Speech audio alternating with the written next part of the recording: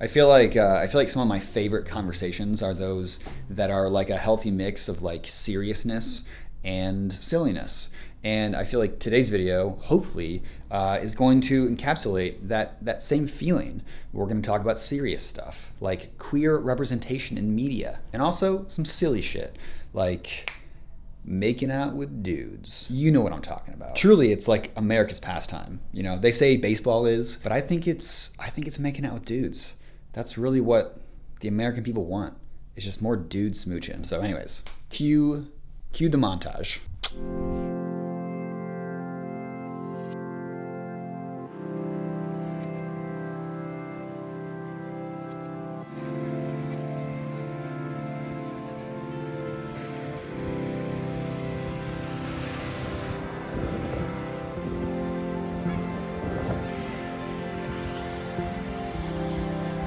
Oh, thank you.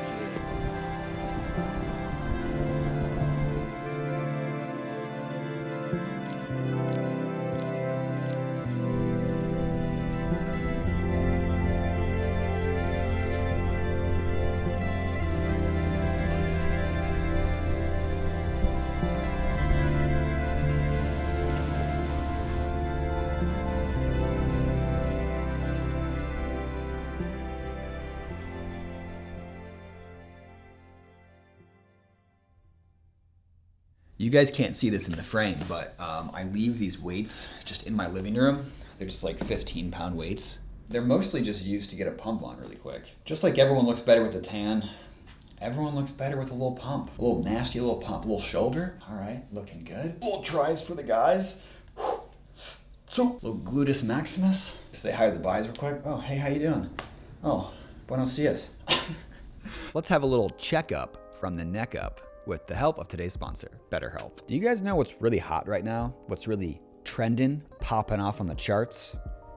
Mental health. And for me, it started 3 years ago when my inner voice was just kind of running the show. It was bullying me. Through online therapy with BetterHelp, I managed to kind of make friends with my inner voice. I don't even think I would be in therapy right now if it wasn't for BetterHelp, because it's just so much less intimidating than going into an office, and BetterHelp can match you to one of over 30,000 therapists in their network, which gives you access to a wider range of expertise that may be available in your city. To get started, you'll fill out a little questionnaire to help assess your specific needs, and then you'll get matched with your therapist in most cases within 48 hours or less. If you feel like your therapist isn't a good fit for you, you can switch therapists at no additional cost. Hey, you beautiful people, join over 4 million other beautiful people who have used BetterHelp to start living a healthier, happier life. Click the link in the description, betterhelp.com/MarkE. Do it. Clicking the link not only supports my channel, but also gets you 10% off your first month of BetterHelp. You can see if therapy is right for you. Love you guys. And I love you, BetterHelp, for sponsoring this video.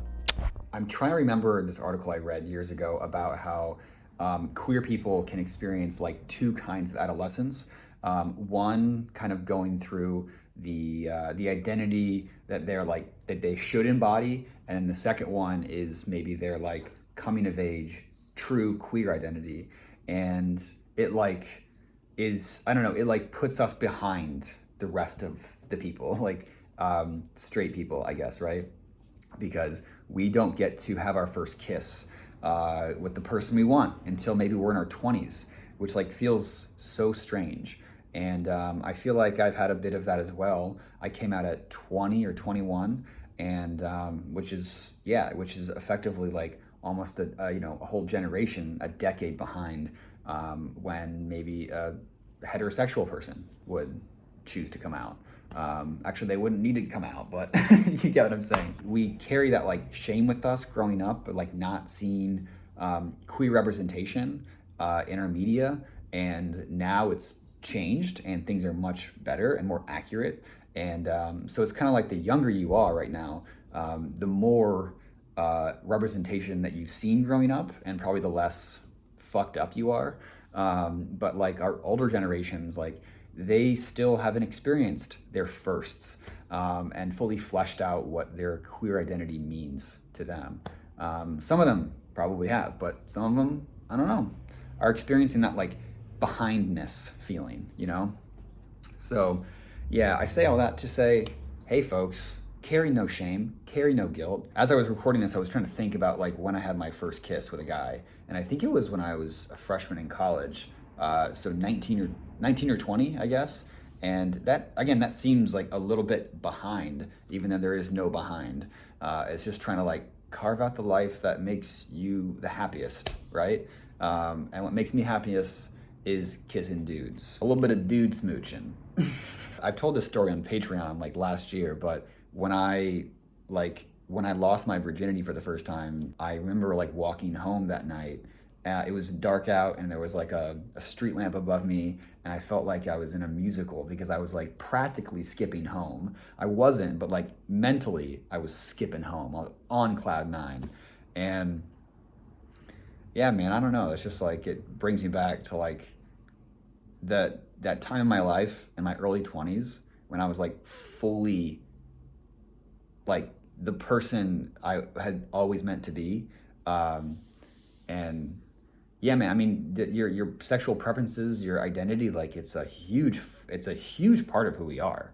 I think I denied myself that gift for so long by saying like, oh, my sexuality isn't a big deal to me. And it was like that conditioning, that suppressing that I wanted to fit in. Yeah, it's important. It's important for the gays to conquer. I don't know if I should say that on the internet, but honestly, yeah, gay president. Is it that much to ask for to have a bisexual president? I don't think so.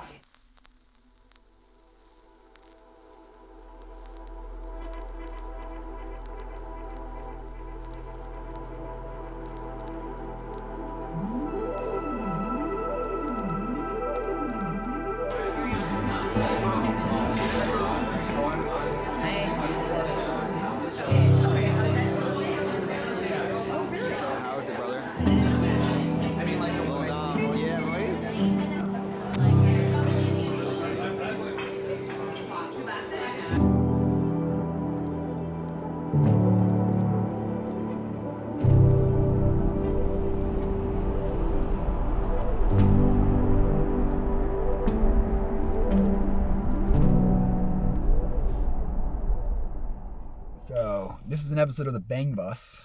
And we're gonna drive around LA and look for willing participants. Yeah. Who want to make some cold hard cash. I guess a couple of room temp boys. Some room temp boys? I take half the case and I put it in my cupboard, and half the case goes in the refrigerator. So what you're saying is we're not having cold ones? No, we're not having cold ones. All right, well, it's kind of a chilly day, so. 1, 2, 3, go. That was it, wasn't it? Yeah. Is this the first time you've been on my channel? Do you know? I don't know. You've been in videos before as like a B-roll montage, but you haven't actually we haven't done one of these ever. Never had a speaking part. You've been an extra. Mitch is moving from LA to San Francisco. It's not you, it's me. It's like when a hitman comes in and just like murders your whole family, and they're like, it's not personal. I posted on my Instagram and I was like, oh, my buddy's moving to SF, this sucks. And then like I looked at a couple of the messages and they were like, they thought we were dating, is what I'm saying.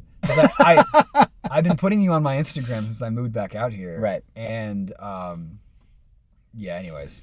And so people thought that we were, that's kind of a leap to make. Anybody that you put on your Instagram, you're dating? Anyone you put in your Instagram, you're boning. I do that shit too though sometimes, you know, like anytime I see two people together that like have that chemistry and have that like erotic gaze they give each other. Right. Yeah. Mitch and I have been friends for almost 10 years now. We were both from Indiana. We both went to the same film school. Sounds kind of cool when they say it that way. It wasn't a film school. But let's just say film school. It sounds so much cooler. Sure, yeah.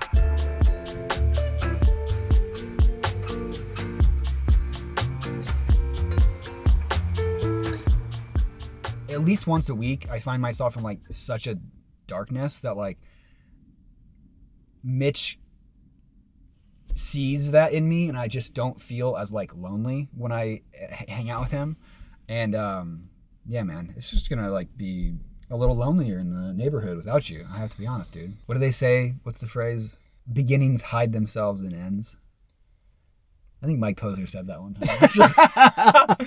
Man, I like Mike Posner, man. He says some beautiful shit. Do I need one? No, you want an Altoid? Big one, an Altoid. If you're not a Mike Posner fan, fuck you. I took a pill in Malaysia. That's good. I don't know. Okay. You're the super fan, which I just found out about you. I also found out recently that you're a Chow guy. Yeah, I'm a Chow guy. Mark says Chow. He's never said it to me, but apparently he says it to, strangers he wants to say goodbye to when he wants to get out of a conversation. When I'm nervous in a Zoom call or in person, I throw out a Chow at the end. Are you jealous that I've never said Chow to you before? Or sort of, yeah.